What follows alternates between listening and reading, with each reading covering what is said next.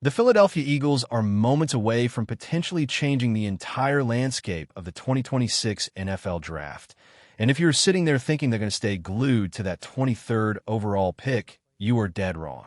We're looking at a scenario where the front office is preparing to pull the trigger on a move that could send shockwaves through the league. This isn't just speculation. It is the reality of how this team operates. And we need to talk about the absolute carnage they might cause on the draft board tonight. Before we dive in, smash that subscribe button if you want the fastest NFL updates on the planet. The draft is the most volatile time of the year, and for fans, it is the ultimate test of patience and adrenaline. You have to understand that the Philadelphia front office doesn't play by the rules of conventional thinking. They are aggressive, they are calculated, and they are bored with standing still. When you look at the track record over the last half-decade, the pattern is undeniable. We're talking about a front office that has orchestrated a trade-up in the first round in 4 out of the last 5 years. That isn't a coincidence. That is a philosophy. That is a statement of intent. They do not wait for talent to fall into their laps. They go out and snatch it. But why now? Why are the rumors swirling harder than ever that they are looking to jump up the board? It comes down to one massive, glaring reality. This draft class is defined by a lack of elite, top-tier star power, especially at the quarterback position. We're looking at a year where the projected signal callers are scarce. Sure, you have guys like Fernando Mendoza drawing some eyes, and maybe a team takes a wild gamble on Ty Simpson later in the first round, but the scarcity of must-have quarterbacks is shifting the entire draft. Because there isn't a massive run on QBs to start the draft, the teams sitting at the top are going to be desperate to offload their picks, and teams like Philadelphia are going to be licking their chops to move up. The middle of this first round is where the chaos is going to happen, and I'm telling you right now, expect a whirlwind of movement. If you think the first round is going to be a predictable, straight line, you're going to be in for a massive surprise. But wait until you hear exactly who they are targeting if they do make that move. It might just change the entire identity of this offense. Let's talk about the potential targets. If we're looking at a scenario where they trade up, the primary focus is going to be the trenches or a massive, game-changing weapon. Everyone is fixated on the offensive tackle position, and for good reason. You need to keep the quarterback upright. But there is another wild card here. If a player like the tight end sensation Kenyon Sadiq is within striking distance, you better believe the phones are going to be lit up. Think about the implications of that. We are hearing rumblings that veteran wide receiver A.J. Brown could be on his way to the New England Patriots after June 1st. If that happens, the entire offensive scheme has to evolve. You don't just replace a player of that caliber. You have to shift your personnel usage. If they bring in a dynamic force like Sadiq, a guy who shattered the combined record for the fastest 40-yard dash for a tight end, you're looking at a shift toward heavy, two tight end sets that can bully defenses. It's about building for the future, not just the upcoming season. Dallas Goedert is entering the final year of his deal. The clock is ticking.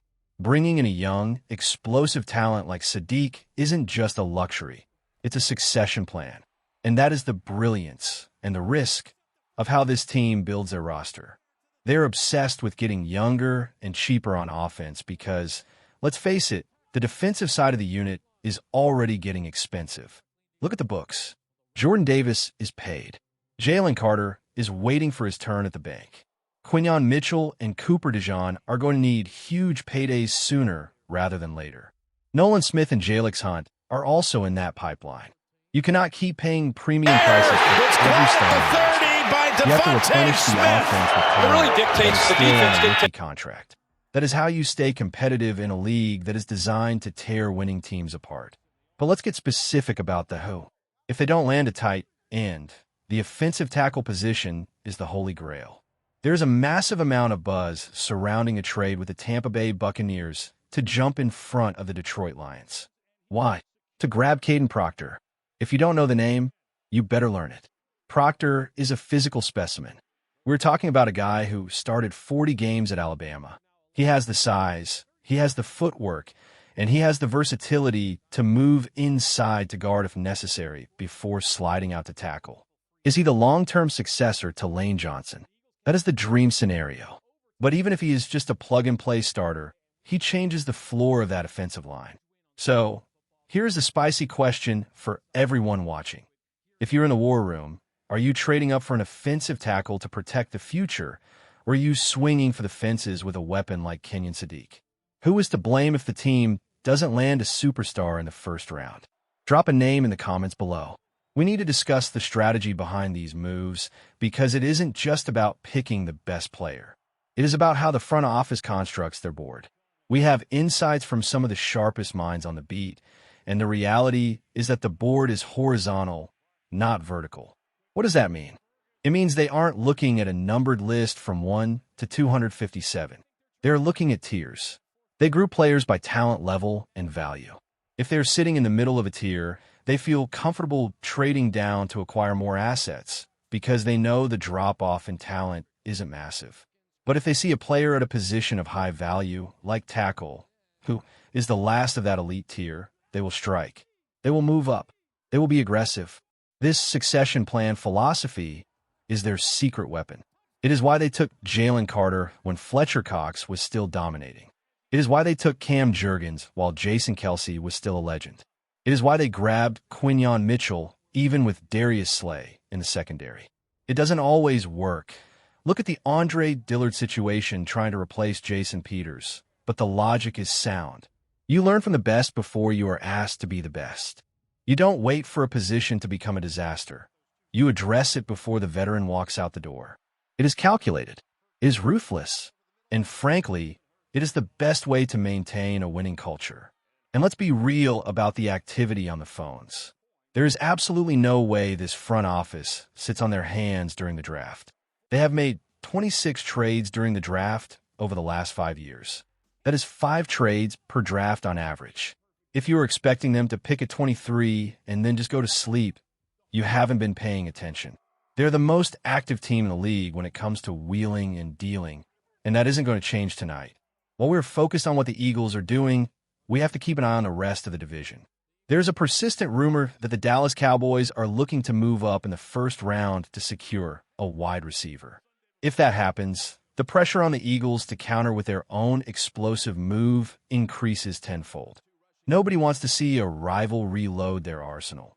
And if Dallas makes a power play, you can bet that the strategy in Philadelphia might shift from best player available to how do we stay one step ahead. The atmosphere is going to be electric. You're going to see teams panic. You're going to see teams reach.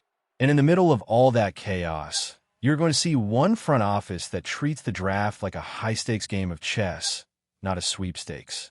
Whether it is Caden Proctor, an offensive tackle who can anchor the line for the next decade, or a dynamic weapon like Sadiq who can force defensive coordinators to lose sleep, the Eagles are positioned to make a move that will be analyzed for years to come. We are looking at a team that understands that the window to win a Super Bowl is always closing. They have the veteran leadership, they have the coaching, and now they're looking for that injection of youth that can carry the torch. It is a balancing act of massive proportions. They need to keep the offensive line healthy. That is priority number one. And they need to revitalize the running game. If the passing game evolves because the ground game is dominant, then this team is going to be nearly impossible to stop. But everything hinges on how they handle the next few hours. If they play it safe, they are betting on the current roster to stay healthy and productive. If they get aggressive, and all signs point to them getting aggressive, they are betting on their ability to identify talent that can come in and contribute immediately. It is a masterclass in roster building, or it is a disaster in the making. There is rarely an in-between with this team. They go all in, and they live with the results. We're going to be tracking every single rumor, every whisper, and every movement on the draft board as it happens.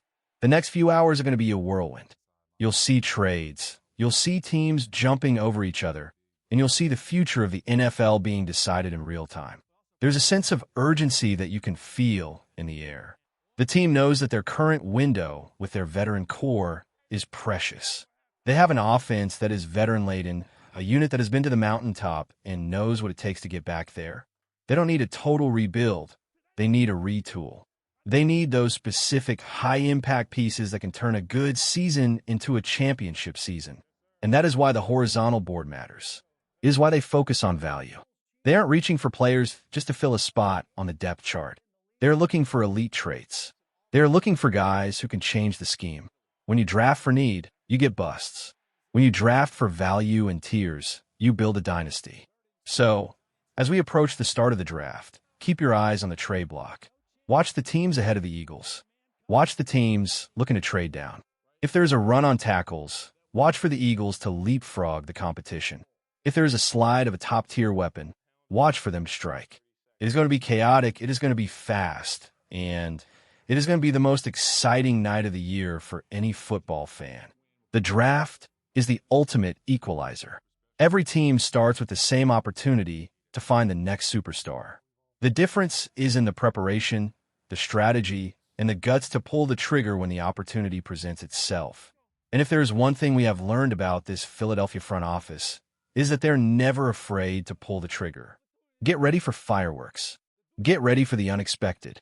And above all, get ready for a draft that could define the next decade of Philadelphia football. This isn't just about selecting a player. It's about setting the tone for the entire future of the franchise.